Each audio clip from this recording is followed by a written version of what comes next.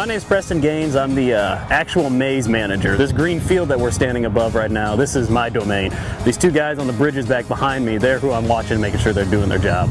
So making sure they're out here watching the customers, making sure they're having a good time, making sure they're obeying the rules. That's a big one, but we just really want to make sure everybody leaves here with a smile on their face. Well, you're looking at a 7-acre field. The property we're actually sitting on, I believe, is 14 to 15, but this field is 7. We split it up into 2 halves, so the first half is usually shorter, usually easier. The second half's a little bit longer, a little more challenging.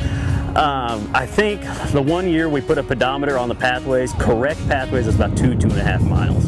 So that's not accounting how many times you go in circles. We tell people you might walk 3 to 4 miles. If you don't want directions, you may walk 10. You never know.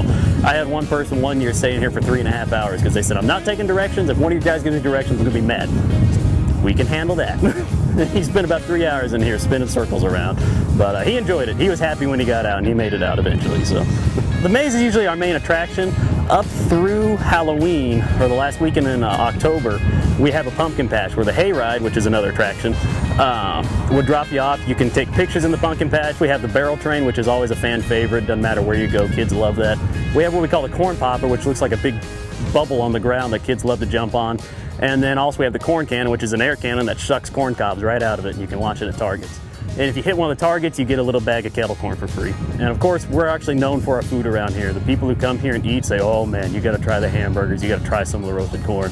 And of course, our kettle corn line on the busy weekends, there'll be people waiting 1.5 hours for it, believe it or not.